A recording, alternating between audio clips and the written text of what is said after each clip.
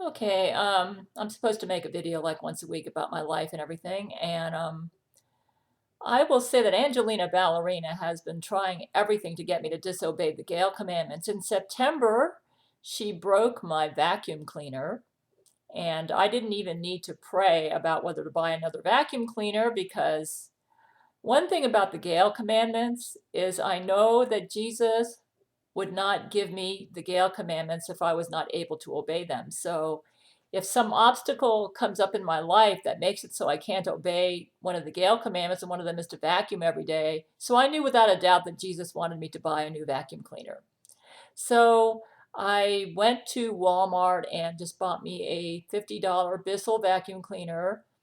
And it turned out that it didn't have an extension that was long enough for me to reach down to the floor, but my old vacuum cleaner had some extensions that I could add to it so that I'm able to use my new Bissell to vacuum clean corners and the floor and stuff. So I threw out my old vacuum cleaner, but I just held on to some of the attachments that sort of worked with the new vacuum cleaner. So I was able to make that $50 vacuum cleaner, which actually does a better job vacuuming than the expensive Eureka HEPA that I bought for like $200 in 1999, which broke. So, and I thought, oh man, I don't have money for a vacuum cleaner. And right at that time, I was, uh, the Lord the Lord gave me some money just that month so that I was able to get a vacuum cleaner. He does that. So, and he's given me these commands like that I need to save $100 a month and all this stuff. And I'm thinking, well, right now I can do that, and next month, but like 3 or 4 months from now, I don't know, but I just don't worry about it. I just do the Gale commandments every day. If some blockade comes up that I think is going to prevent me from doing the Gale commandments, then I need to deal with it. Another thing she's done is my car wasn't starting. I would go outside and turn the ignition and it would just lock up on me. And at first I thought I had ignition problems. So I emailed my men and say, maybe you can get Church of Gale mechanics to work on the car or whatever. Finally, I figured out that my battery was bad. So I thought, aha, well, I need the car to obey the Gale commandments because I need the car to go buy my Seroquel, go get groceries so I can eat a well-balanced diet. So I didn't need to, really pray about that. I knew Jesus would want me to fix my car. So after I had trouble starting it about 4 times and I figured out it was the battery, I decided to get a new battery. I usually get Walmart's EverStart, but when I went online, it said that the store near me was out of stock. And I thought, well, this car could just go out on me any day and then I'll be stuck and then I'll have to tow it and all this stuff. So I decided to go to Sears and put in a Sears Die Hard, which was more expensive, but I think is a higher quality battery. And I got one of the better ones with a 3-year warranty on it. So I think I solved that problem. So I'm only spending money on food and bills. The only time I exceed that is if something happens, like if my car won't start or if my vacuum cleaner breaks, then I know Jesus wants me to spend money on a vacuum cleaner or fix my car or whatever. Because if I don't do that, I won't be able to obey the Gale commandment. So basically, the only time I spend money is when, if I don't, I will not be able to do the Gale commandments. For instance, Angelina also broke my microwave. I think I bought that around 2009 or something at Walmart. It's a Sharp, but it turns on, but it doesn't heat. And I actually heard it smelled it smoking about a month ago. But I don't think Jesus has given me permission to get a microwave. So what I'm doing is I'm just living without the microwave. In the 1980s, I lived without the microwave, and many people in this world survived without a microwave. So I'm not getting a microwave. Sometimes I just eat my food leftovers cold, or I heat them up in a pan if I have the time. So that's how I'm dealing without the microwave. I'm learning how to live without the microwave.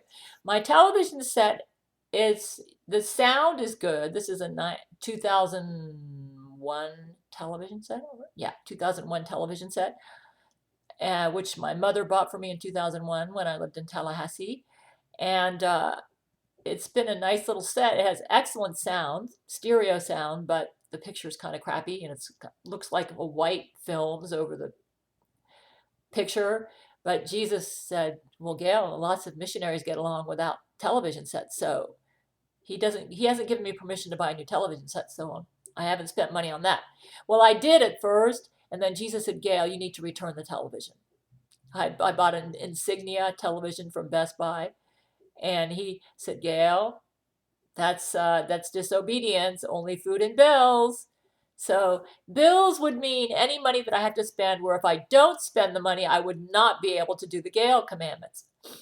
Another thing that's happened is Angelina's been trying to take away my health insurance so that I can't afford Seroquel, which costs $471 a month. Medicine's expensive. Well, that's number one on my list. So I've been fighting to keep my health insurance. I think I've won that battle, but it's taken a lot of time out of my schedule, and I had to contact my mother because of a misunderstanding and all this stuff. And it was just, I don't like dealing with my mother because she's been lining up with my sister against me, and my sister's evil and has been BFF with Jesuit Lori McBride, and so just. But I had to deal with my mother to get my health insurance, so I figured Jesus doesn't want me dealing with my mother right now. He made that plain to me once, because she's abusing me, and she's in line with my evil. She's siding with my evil sister over me, but I'd be in danger of losing my health insurance if I didn't. And then when Jesus made me return the television set, he also told me, guess what? I said, Jesus, this was like a year ago, just over a year ago. I said, Jesus, I need a haircut. And you mean and then Jesus said, oh, by the way, Gail, I don't want you to spend any money on beauticians. So I thought, oh no. Well, when I said, well, how do I cut my hair? He says, well, Gail, how do missionaries cut their hair? That's what he said. So I went online and I learned some of them like buy a Korea clip and stuff, but I didn't really get the impression that Jesus even gave me permission to get a Korea clip. So I ended up buying some beauty scissors, and I've been cutting my own hair over the past year. And to my utter amazement, I have actually learned how to cut my own hair. I didn't think I could do it, but Jesus knew I could do it. And I'm still working on fixing my cut. I keep wanting to grow it out, and it keeps, because of all the boo-boos I've made in the past year cutting my own hair, that I keep having to go in there and fix it. It's better than it was. Here's how it looks right now. See, it's too short, because what happened was on this side, I didn't have it layered very well. This side's pretty much layered. And when I first tried cutting my hair, I put it in a ponytail and I just nipped, and everything fell uneven. My hair is wavy, so it doesn't do good with the ponytail method. So I actually started watching some videos on how to cut hair, and I've learned. I do the back by holding a mirror here so I can see what I'm doing, and I'm learning how to cut my own hair. And so it's now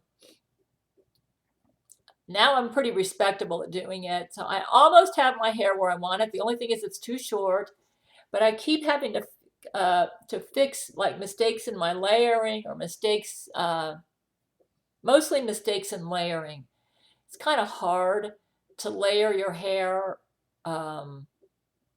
if you've never been a beautician and you're cutting your hair yourself, but I'm learning how to do it. So the trick is, once you find the position, you hold the hair out parallel to the scalp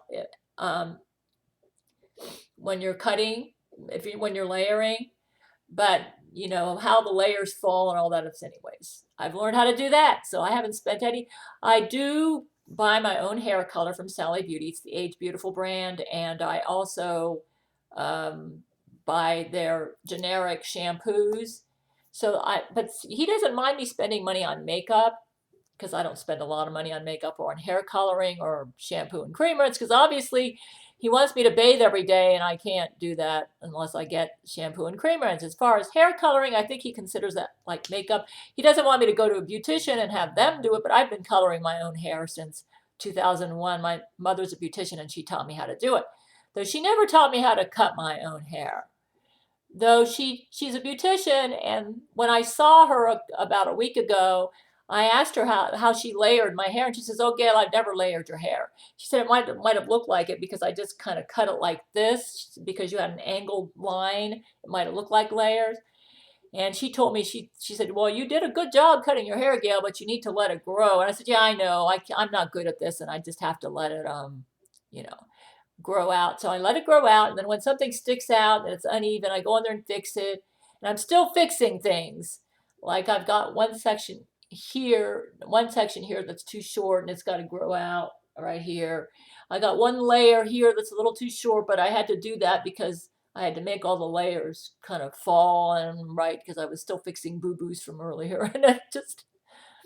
And I'm getting there. So I'm a lot better at cutting my hair. Right now I'm working on it. I just want it to grow. But every time it grows out, I see something that needs to get fixed. And so until it grows out even and looks good when it's growing out, I'll keep cutting it. So it's still short, but it's better than 6 months ago. I'm getting better at this. And the other thing is, I believe we have Angelina Ballerina caged. Um, and that's why I haven't heard from my men in a while, in about a couple weeks. I believe we got her caged. I think she's running the Jesuits through my sister now. I'm hearing brain to brain that we got her caged and we were able to dump her into I think Satan's ocean, and she's like she's like in a bubble that she can't escape from, but she's able to communicate. When we defeated the Jesuits in August, when Zach Knight was their leader and when he was the Antichrist, he was in a semen bubble. And the only way we got him out was with a spermicide bullet because he became a Jesus follower, and my men used the spermicide bullet to release him. So I believe we have Angela, but he was able to communicate though. He was able to use brain to brain to talk to, and I was able to talk to him, and he could communicate with us on computer. So I believe we have Angelina caged, and she's able to communicate, and she's especially able to communicate with my sister, who I believe Angelina is like Angelina's proxy. And it's like my sister is acting as the Jesuit leader in Angelina's stead. I believe that right now what's happening is once we got Angelina caged, we were able to free my men, Matthew McConaughey, Gerard Butler. I'm not sure about this because my men haven't communicated with me, but I believe that we freed them from her. And we also got Rule 13, who was also captured and in prison. But she's caged and she's still ruling the Jesuits through my sister. And my sister, under Angelina's direction, has taken me and my men to court. And I believe that my men are in court. That includes Zach Knight, who's one of my men now.